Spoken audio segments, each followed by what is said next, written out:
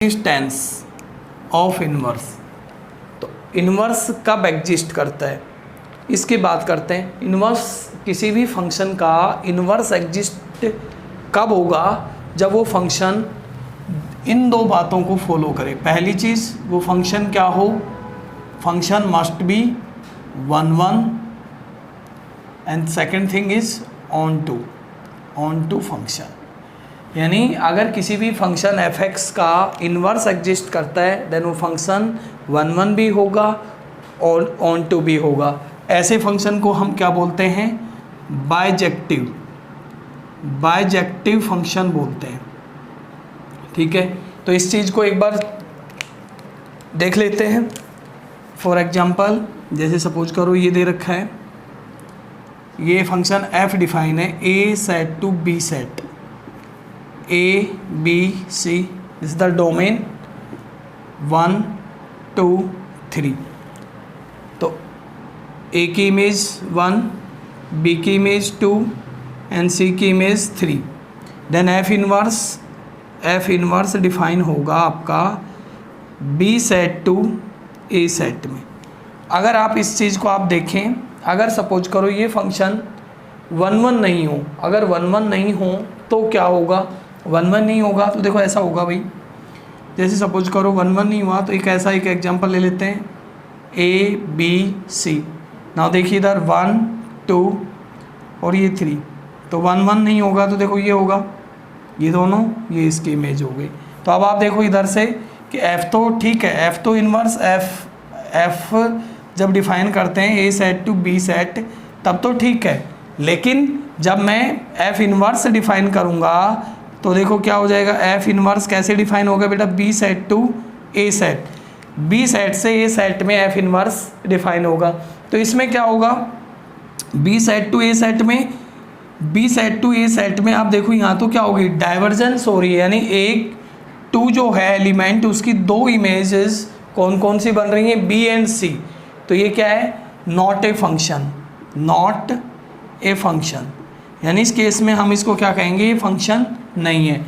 अब सेम अगर मैं इस बात को ऐसे भी कह देता कि अगर मान लो ये 1 है ना, 1 है, जैसे सपोज करो ये कोई फंक्शन है, ये ले लिया मैंने f और ये इसमें 1 2 3 elements in A B C।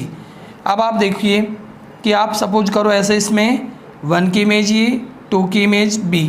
Now आप सोचो C एक एलिमेंट छोड़ देता हूँ, अभी फ़िलहाल ये कैसा फंक्शन है, ये फंक्शन है 1 एंड इनटू फंक्शन। अब आप ज़रा सोचो F इन्वर्स कैसे डिफाइन होगा बेटा, B set to F inverse, B set to A set define होगा, B सेट से A सेट में डिफाइन होगा। तो आप सोचो C have no images, C element की कोई इमेज नहीं होगी, इसका मतलब क्या हुआ, C does not have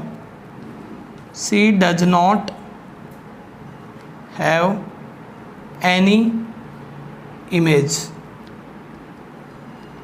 so क्या हुआ, ये तो फंक्शन ही नहीं हुआ, F inverse is not a function.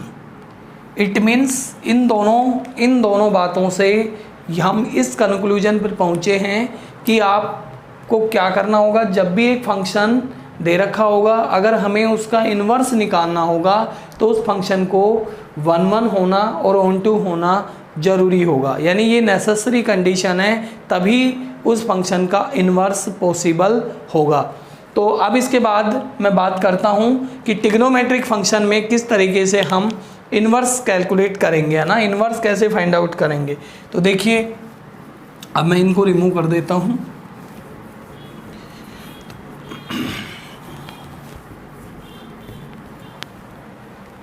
सबसे पहले कंसीडर करते हैं let first function, let y equal to f(x) is equal to sin x। सबसे first function sin x function. अब इसका मुझे क्या निकालना है, हमें क्या काम करना है, साइन इनवर्स x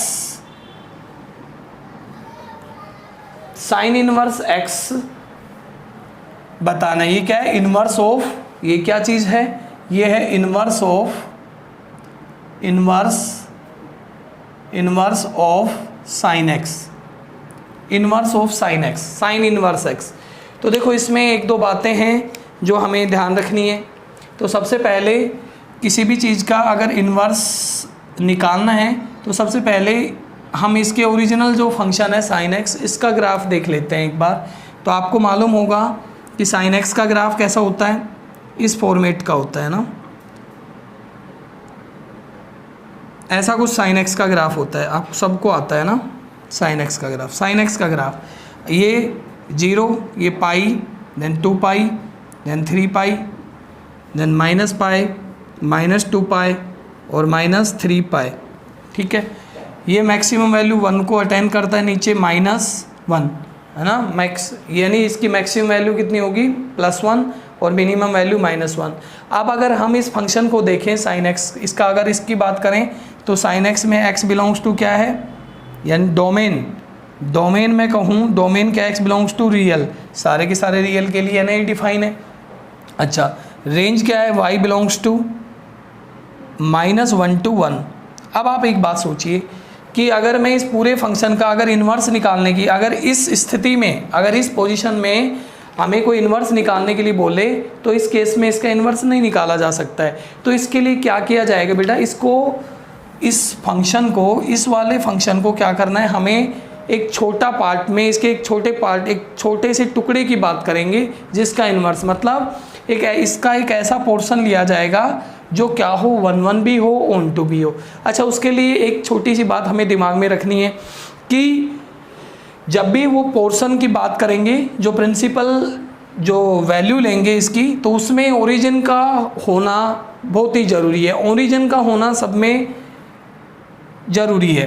तो हम एक बात ये मान के चलें कि ओरिजिन यहाँ आ रहा है। तो अब आप इस ग्राफ को देखोगे, इस ग्राफ को अगर मैं कहें तो आप देखो, आप सोचो अगर मैं कोई भी एक हॉरिजॉन्टल लाइन ड्रॉ करता हूँ, ऐसे ही कोई भी हॉरिजॉन्टल लाइन, तो एक लाइन ग्राफ को 2 से ज़्यादा जगह पर कट करती है। इसका मतलब कैसा ग्राफ है, ये ग्राफ मैनी वन फंक्शन का ग्राफ है ना, ये मैनी वन है। तो इसका सबसे पहले हम क्या करेंगे, 1 फंक्शन बनाएंगे इसको। तो इसके लिए देखो क्या करते हैं, इसको देखो ब्रेक कर लेते हैं, इस ग्राफ को ब्रेक कर लेते हैं। कहाँ तक, ये बेटा -π/2 है और ये कौन सा पॉइंट है, प्लस का π/2 है।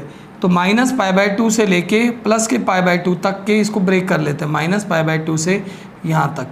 देखो इस मैंने बताया ना आपको, एक बात ज़रूर हमें दिमाग में रखनी है कि हमें क्या करना है कि ओरिजिन को इंक्लूड करें। अब आप सोचो कि सर ऐसा कर लेते तो यहाँ से लेके पाई तक ले लेते, अरे भाई फिर देखो दोबारा से मैनी वन हो जाता ना, तो इसलिए हम ये आगे वाला पोर्शन नहीं ले सकते हैं। अच्छा, पीछे का अगर 0 से इधर का लेते तो भी देखो मैनी वन हो जाता। इसलिए हमें इसको कहाँ से कहाँ, मैं क्या करता हूँ, इसको ब्रेक कर लेता हूँ और इसको दोबारा से इधर बना देता हूँ। तो हमने क्या कर लिया, ये पॉइंट -π/2, सो π/2 पर ये इसका ग्राफ ऐसा कुछ जा रहा है और इधर फिर ये वैल्यू ऐसे। तो ये मैक्सिमम है ना, ये वैल्यू कौन सी आ गई, π/2, और ये वैल्यू आ रही है -π/2।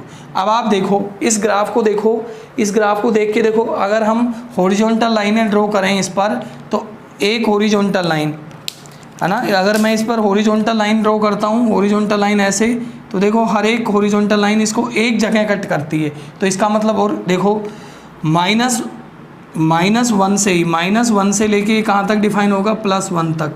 तो आप एक बात सोच के देखो, ये ग्राफ कैसा है, 1 है ना, 1 है। तो अब बस यही चीज़ है, हमें ये 1 ग्राफ है। अब इस ग्राफ का हमें इन्वर्स कैलकुलेट करना है। तो देखो क्या करते हैं, इसका इन्वर्स कैलकुलेट करने के लिए हम क्या करते हैं, बेटा एक बार इसकी टेबल बना लेते हैं, जो फंक्शन है हमारे पास उसकी टेबल बना लेते हैं। यानी ये कि कौन सा ग्राफ है, यानी ये साइन एक्स है, एफ है, एफ कौन था, एफ है, और कहाँ से कहाँ तक डिफाइन है, ये डोमेन है इसका -π/2 से लेके π/2 तक, और किस में डिफाइन है, -1 से 1 में डिफाइन है। तो ये इसकी है ना रीडेफिनेशन होगी, यानी यहाँ से हमने इसको ब्रेक करके इस तरीके से डिफाइन कर लिया। क्यों कर रहे हैं डिफाइन, इसका इन्वर्स कैलकुलेट करने के लिए। अब आप एक और चीज़ है ना, देखो ये इसके स्टैंडर्ड नोटेशन के लिए आप ये भी सोचोगे कि सर इसको ऐसा कर लेते तो यहाँ से लेके इसको यहाँ तक ब्रेक करके इस पोर्शन का करते, तो ये कौन सा पॉइंट था, -3/2।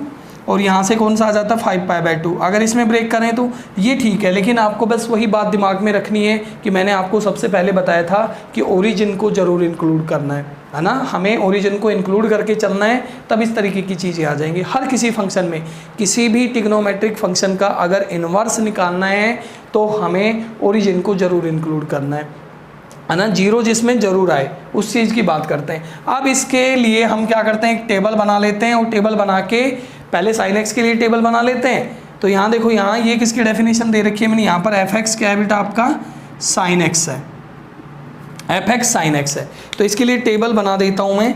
टेबल बनाने के लिए देखो क्या काम करते हैं, ये कुछ वैल्यूज़ है ना हम इसमें डाल देते हैं और फिर उनके रेस्पेक्टिव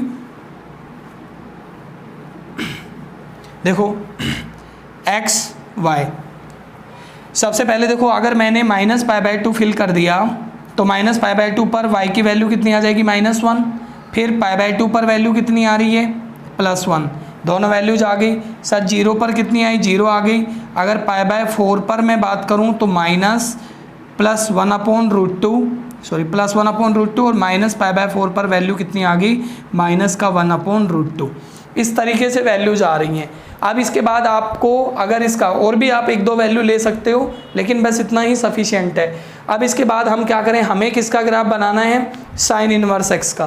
तो अगर मैं साइन इनवर्स एक्स का ग्राफ जब बनाऊंगा तो मुझे क्या काम करना है, अब हमें किसका ग्राफ बनाना है, साइन इनवर्स एक्स का।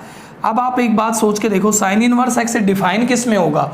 अगर साइन एक्स इससे इसमें डिफाइन है, यानी ये क्या है हमारा ए सेट है और ये हमारा बी सेट है, और ये कौन है, एफ है। अगर एफ ए से बी में डिफाइन होता है तो एफ इनवर्स साइन इनवर्स किस में डिफाइन होगा, B set to A set में डिफाइन होगा। मीन्स अभी फ़िलहाल इनपुट हमारे लिए ये थे, ये आउटपुट है। तो अब की बार ये सारे हमारे लिए आउटपुट जो थे इस फंक्शन के साइन एक्स के, वो हमारे लिए इनपुट बन जाएंगे और ये हमारे लिए आउटपुट बन जाएंगे, है ना, रेस्पेक्टिव। बिकॉज 1 है, इस पर वैल्यू ये आएगी, इस पर वैल्यू ये आएगी, इस पर ये वैल्यू ये आएगी, है ना। तो ये इस तरीके से हमने इस फंक्शन को डिफाइन कर लिया। इसको मतलब हम ये क्या कह सकते हैं भाई, एफ इनवर्स किस में डिफाइन होगा, F inverse such that, because F inverse such that B set to A set. Clear है ये बात। अब हमें इसके लिए देखो क्या करना पड़ेगा कि दोनों की वैल्यूज़ को क्या कर दें, एक्स और वाई की वैल्यू को आपस में इंटरचेंज कर दें, स्वैप कर लेते हैं। ठीक है, तो वैल्यूज को स्वैप कर लीजिए और साइन एक्स की table, sine inverse sine x की टेबल से साइन इनवर्स एक्स की टेबल बना लेते हैं। ठीक है, तो चलो इसको मैं एक बार रिमूव कर देता हूँ यहाँ से।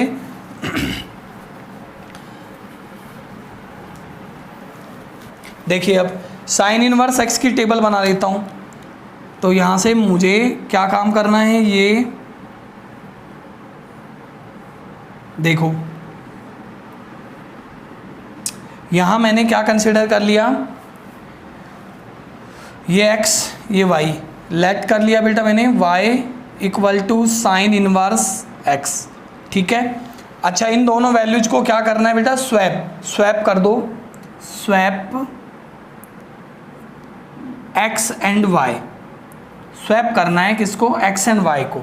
सो देखो x की वैल्यू क्या बन जाएंगे अब की बार, जो y की वैल्यूज हैं उनको x वाले में लिख दूँ, -1 1 0 1/√2 एंड y -1/√2। अब देखिए -1 आप इसमें रखोगे तो वैल्यू कितनी आएगी, माइनस का π/2।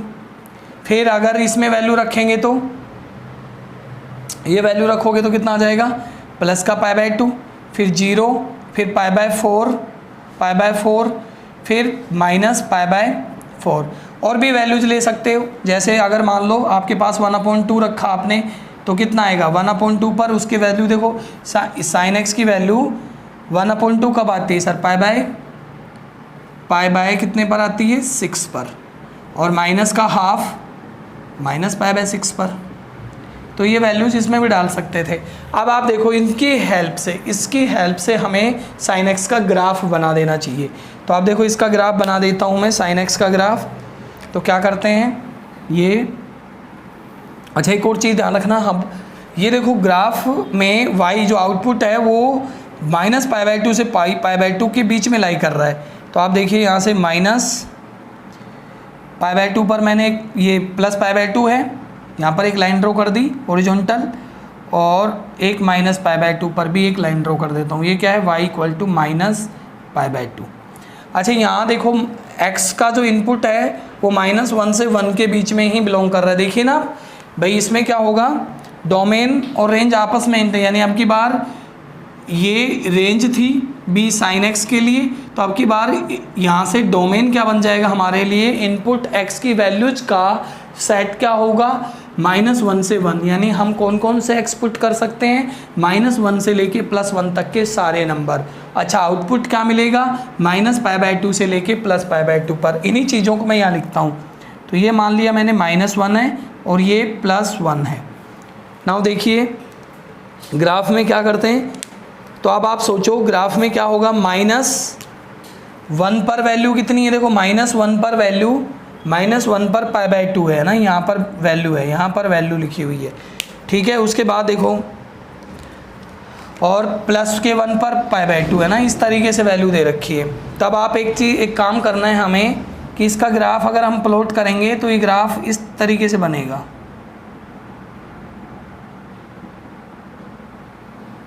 ऐसा ग्राफ बन जाएगा।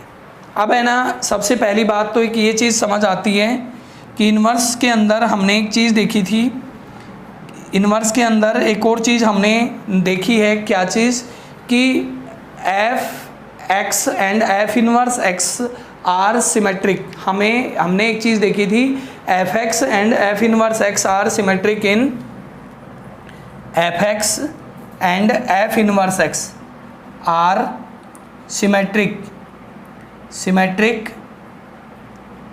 इन y = x लाइन।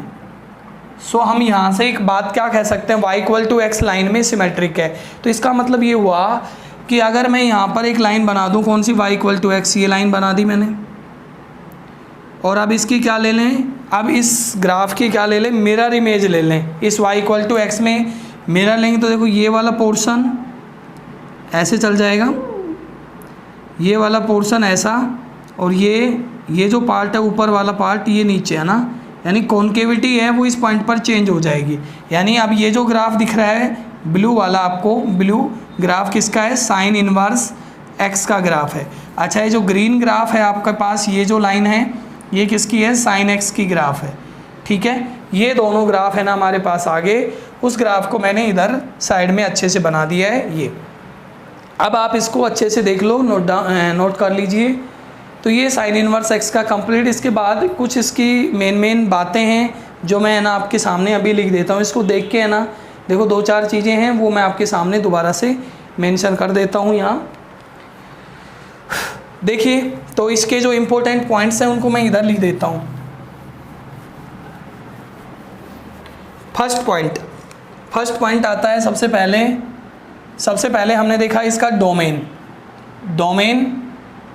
डोमेन हमने देखा है। डोमेन क्या होगा, x बिलोंग्स टू -1 से 1 के बीच में। देखो ग्राफ -1 से 1 के बीच में, ग्राफ को देखने के लिए वैसे भी यहाँ आके खड़े हो जाओ और लेफ्ट अपर साइड में एंड लोअर साइड में है ना, टॉप एंड बॉटम की तरफ देखो ग्राफ यहाँ से चलना शुरू हो गया और हम मूव करते हैं। ग्राफ भी कैसा है, कॉन्टिन्यूस है, और यहाँ तक आते हैं तो देखो ग्राफ एग्जिस्ट कर रहा है। सो x बिलोंग्स टू -1 to 1। अच्छा रेंज, सेकंड पॉइंट, रेंज क्या होगी इसकी, रेंज होगी y belongs to -π/2 to π/2। And third चीज़, कैसा ग्राफ है, अपीरियोडिक है। अपीरियोडिक कौन सा ग्राफ होता है, जो पीरियोडिक ना हो, अपीरियोडिक है ना। ये जो इन्वर्स ट्रिग्नोमेट्रिक फंक्शन के ग्राफ हैं सारे के सारे क्या होंगे, अपीरियोडिक होंगे, ठीक है। जैसे sine x, but sine x क्या था, पीरियोडिक था, कितने पीरियड के साथ, 2π पीरियड के साथ, ठीक है, पीरियोडिक होगा। नेक्स्ट चीज़ और क्या है, इंक्रीजिंग है, इंक्रीजिंग फंक्शन है। इंक्रीजिंग का मीनिंग देखो यहाँ पर 2 वैल्यूज ले लेते हैं, x1 एंड ये x2। तो आप देखिए इधर से x1 लेस देन है x2 से। सो आप देखोगे तो यहाँ से अगर मैं इसका साइन इनवर्स ले लूँ तो sine inverse x1 less than sine inverse x2 से, ये हो जाएगा। या फिर इस बात को ऐसे भी समझ सकते हैं कि ये स्ट्रिक्टली इंक्रीजिंग है। कैसे? -1 से लेके अगर मैं +1 पे जाता हूँ तो लगातार वैल्यू जो है ना इसकी बढ़ती जा रही है। तो आप इधर इसमें क्या देखो, माइनस, यहाँ पर माइनस की वैल्यू है x1 पर और x2 पर वैल्यू कैसी मिल रही है आपको? पॉजिटिव। तो ये बात है, ये है ना इंक्रीजिंग के लिए, इंक्रीजिंग फंक्शन है। अच्छा, एक और चीज़, concavity change at, concavity changed at x = 0, x = 0 पर इसकी कॉन्केविटी चेंज हो रही है। तो ये 3-4। अच्छा, एक और बात और भी लिख सकते हैं हम, कैसा फंक्शन है ये? एक और बात ये है, बाउंडेड फंक्शन है, बाउंडेड फंक्शन है, बाउंडेड फंक्शन। अच्छा, बाउंडेड फंक्शन कौन सा होता है? बाउंडेड का सीधा सीधा मतलब होता है रेंज से। ऐसा फंक्शन जिसकी रेंज दो फाइनाइट नंबर के बीच में लाई कर रही हो, है ना। जैसे इसमें रेंज कहाँ है? -π/2 से +π/2 तक, तो वो बाउंडेड फंक्शन होता है। अनबाउंडेड कौन सा फंक्शन होता है? जिसमें लेफ्ट लिमिट या राइट लिमिट या दोनों अगर इन्फानाइट या -इन्फानाइट हों, तो उस केस में क्या होगा? अनबाउंडेड फंक्शन होगा। ठीक है। अच्छा, यहाँ पर क्या होगा? इसका एक और पॉइंट और लिख सकते हैं। अगर मैं साइन इनवर्स y = दे रखा है साइन इनवर्स x, अगर इसके डेरिवेटिव की बात करोगे dy/dx, तो आप सोचोगे ये कितना आएगा? माइनस, यहाँ रूट में 1/1 - x², है ना, ये आ जाएगा इसका डेरिवेटिव। dy/dx 1/1 - x², ये डेरिवेटिव आ जाएगा। काम की चीज़ है वैसे, थोड़ा सा भी फिलहाल दिमाग में डाल लेना है हमें, ये चीज़ होगी। तो ये किसका ग्राफ आ गया? अब साइन इनवर्स x का ग्राफ पूरा, साइन इनवर्स x का ग्राफ हमने पूरा देख लिया कि किस तरीके से ये ग्राफ बना है और इसमें कौन कौन सी बातें इंपॉर्टेंट हैं। तो ये जो 5-6 पॉइंट मैंने यहाँ पर मेंशन करे हैं, तो आप उनको थोड़ा सा नोट कर लेना अच्छे से, है ना। वीडियो को पॉज करके आप इनको नोट करते रहे। ठीक,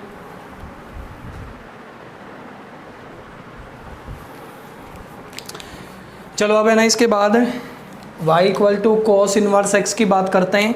तो सबसे पहले हमें मालूम है किससे बना होगा? cos x से बना होगा। तो चेक करते हैं। सबसे पहले लिखता हूँ मैं, y = fx = cos x। Graph cos x का ग्राफ प्लॉट कर लेता हूँ। आप सबको मालूम है cos x का ग्राफ, ये -π/2, ये π/2, इस पर ग्राफ ऐसा बनता है इसका, ऐसा। फिर उसके बाद ये ग्राफ इस तरीके से घूम के नीचे आता है, ऐसे ऐसे। फिर इधर भी यही सेम y एक्सिस के सिमेट्रिक ग्राफ बनता है, ऐसे ये चलता जाता है ना, इस तरीके से ये ग्राफ ऐसे बनेगा।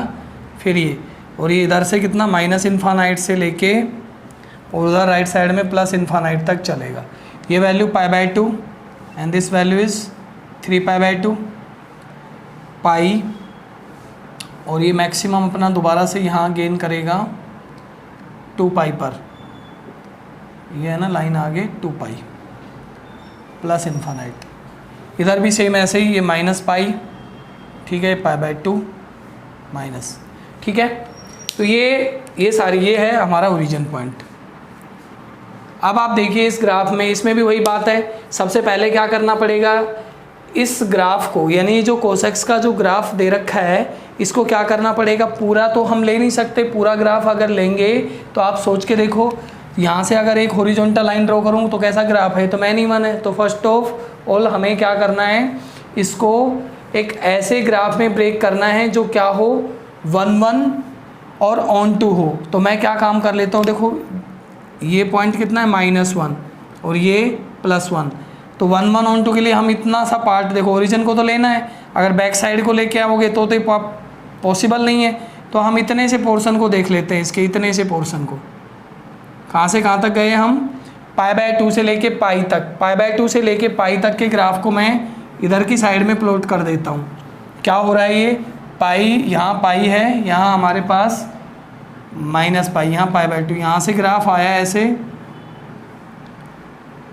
ये ग्राफ ऐसा ग्राफ आया और यूं करके ऐसे जा रहा है ये ग्राफ। ये है पाई, ये π/2 0 और ये value +1 and this value is -1।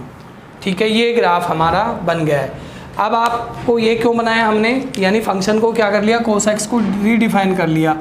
cos x को यहाँ पर मैंने क्या कर लिया? किस में डिफाइन कर दिया?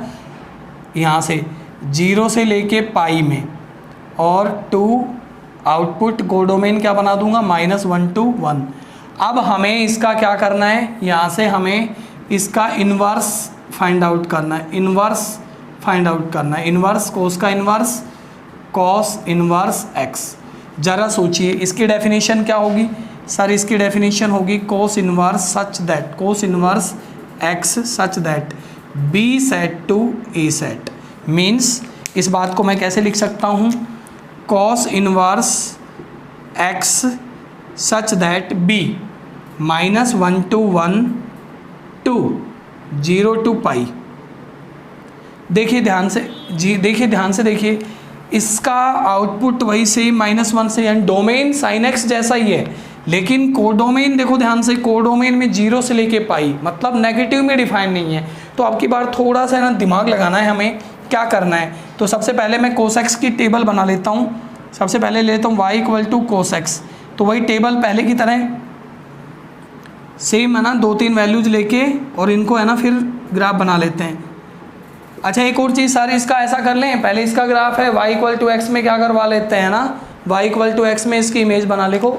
ये चीज़ ठीक है, y = x में इमेज होगा ही, बट है ना इतना इस तरीके से दिमाग में सोच के और उसकी इमेज बनाना थोड़ा सा मुश्किल काम होता है। इसलिए हम क्या कर लेते हैं, इसकी टेबल की थोड़ी हेल्प ले लेते हैं। देखो सबसे पहले 0 पर कितना है, 0 पर 1 है, π/2 पर कितना है, π/2 पर 0 है, पाई पर कितना है, -1 है, और इसके अलावा एक आधी वैल्यू और ले लेते हैं कि π/3 पर कितना है, 1/√2 है।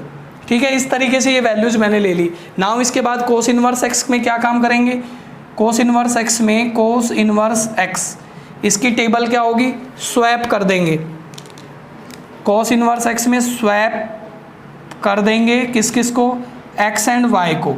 सो नई टेबल हमारे पास ये आ जाएगी। स्वैप करने के बाद हमारे पास नई जो टेबल है एक्स वाई, तो अब की बार जो एक्स है ना, जो एक्स हैं ये सारे वाई बन जाएंगे। तो 0, π/2, पाई एंड π/3 ऐसे। और इधर की साइड में देखो ये यहाँ पर वैल्यू कितनी आ जाएगी, देखो यहाँ वैल्यू डाल के देखो 0 पर कितनी आएगी, 0 पर ये 1 है ना, ये ऊपर फिल कर देंगे 0, देन दिस वैल्यू इज़ -1, और ये कितना आएगा 1/2। अब आप एक और वैल्यू, एक वैल्यू मैं नेगेटिव भी लेके देख लेता हूँ, बिकॉज आपको पता है -1 से 1 में, तो अगर आपने वैल्यू कितनी ले ली होती इसमें इनपुट इनपुट इसमें कितना ले लिया होता, अगर आपने 2π/3 रख दिया होता, 2π/3 देखो इसमें रखो, कोस में 2π/3 पर वैल्यू कितनी आती है, -1/2।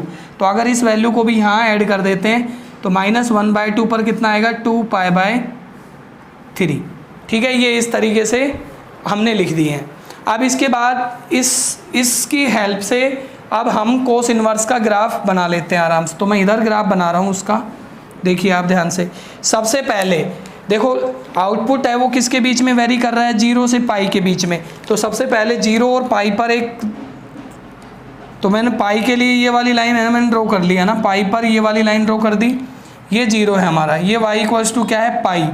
अब आप देखिए ये कौन सा पॉइंट आएगा, π/2। अच्छा, π/2 से पास होके आएगा। एक और चीज़ देखना है, यहाँ पर ये कितना लाइन रखा जाएगा, ये रखा जाएगा +1, और ये वाला पॉइंट कौन सा रखा जाएगा, ये पॉइंट रखा जाएगा -1। अच्छा, ग्राफ इसी के अंदर आ जाएगा। अब आप एक बात से सोचिए, सब π/2 पर तो देखो 1 कहाँ है, 0 पर, यानी ग्राफ यहाँ पर लाई कर रहा है। अच्छा, फिर आप एक और चीज़ सोचिए, 0 पर π/2 यानी ये वाला पॉइंट भी है। अच्छा, उसके बाद नेक्स्ट है 1/2 यहाँ से, तो यहाँ आ जाते हैं यहाँ। इसके बाद इसको मैं घुमा देता हूँ ऐसे, इस तरीके से ये बनाया, और फिर यहाँ कॉन्केविटी चेंज करके ये ऐसे, ये ग्राफ बन जाएगा। तो ये हमारे पास किसका ग्राफ आ जाता है, ये किसका ग्राफ है, कॉस इन्वर्स एक्स का ग्राफ है। और ये किससे किस में डिफाइन है, ये डिफाइन है -1 to 1 to किस में, 0 to पाई में डिफाइन है। यानी इसका मतलब कॉस का इन्वर्स का जो आउटपुट है वो कॉस इन्वर्स का जो आउटपुट है वो 0 और पाई के अलावा बीच में आएगा, या 0 और पाई आएगा। इसके बाहर कोई भी अगर वैल्यू आपको बोलता है, जैसे कोस इन्वर्स एक्स की वैल्यू कोई -π/2 बोलता है, तो गलत था ना, वो आंसर पॉसिबल नहीं है। ठीक है, तो ये चीज़ें हैं ना हमें दिमाग में रखनी है। ये इसका ग्राफ हो गया। अच्छा, ये अब इसकी बात करें तो सबसे पहले देखो डोमेन, इसके मेन पॉइंट लिख लेते हैं। डोमेन क्या होगा, x बिलोंग्स टू -1 से 1। अच्छा रेंज क्या होगी, रेंज होगी y बिलोंग्स टू 0 to पाई। अब एक और पॉइंट छोटा सा ये है कि कोस इनवर्स x क्या होता है, always greater than equal to 0। ये बात जरूर ध्यान रखनी है ना, कोस x ये ग्रेटर देन इक्वल टू 0 होता है। क्यों? क्योंकि देखो इसका आउटपुट चेक करके देख लीजिए, हमें ये बात पता चल गई। तीसरी बात इसमें बेटा, तीसरी बात ये भी ध्यान रखनी है, ये वाला फंक्शन कैसा है, बाउंडेड फंक्शन है, बाउंडेड है। चौथी बात एपीरियोडिक भी है, एपीरियोडिक